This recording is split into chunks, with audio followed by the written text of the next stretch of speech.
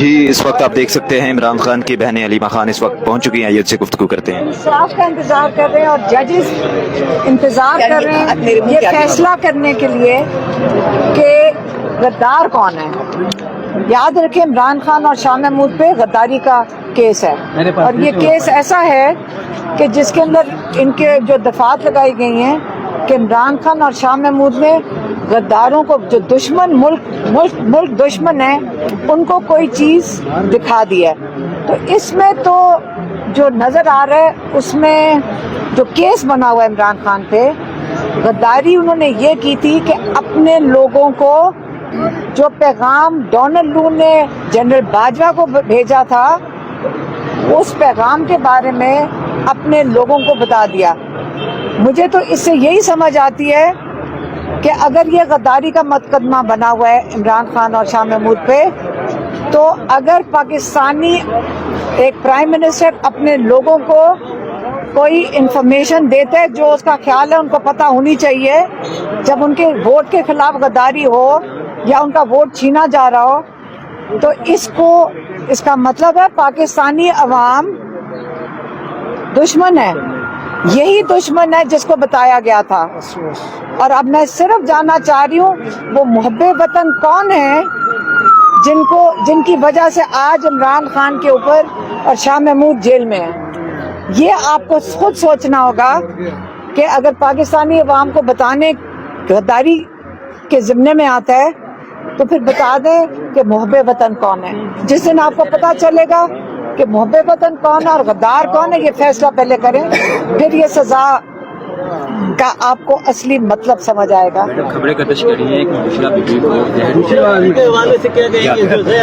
دیکھیں کل ان کا چیک اپ ہوگا، کل یہ ڈاکٹر آنے نہیں دے رہے تھے، اب ڈاکٹر شوکت خانم کے لیے جب اس کے اوپر شور مچا ہے تو اب ان کو اجازت ملی ہے کہ وہ ڈاکٹر معائنہ کریں گے، عمران خان کے لیے بھی آئیں گے اور ان کی نگرانی میں معائنہ ہوگا دونوں کا، اور پھر اس کی رپورٹ آ جائے گی عمران خان کی بھی اور بشرا کی۔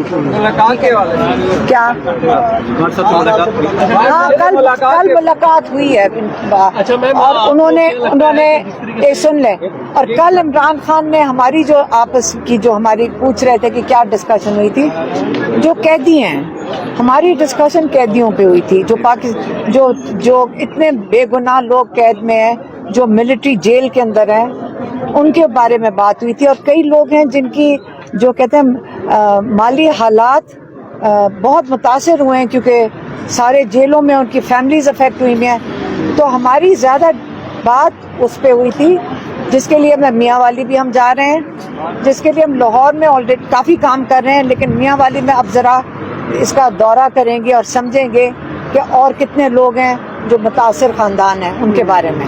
تو یہ ہمارا عید کا موقع آ رہا ہے اور ان کو زیادہ فکر اپنے لوگوں کی ہے جو جیل میں ہیں۔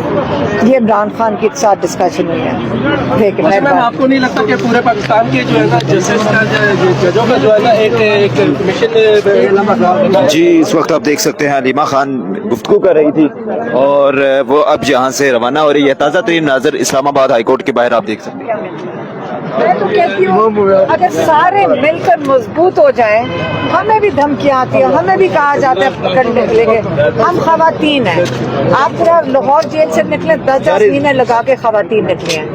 اگر آپ ایسی پوزیشن کے اوپر بیٹھے ہوں، اتنی ذمہ داری جہاں پہ آپ کے اوپر ہو، اگر سارے مل کے فیصلہ کر لیں، آپ کو یقین سے میں بتا سکتی ہوں کوئی ہمیں پاکستانیوں کو چھیڑ نہیں سکتا۔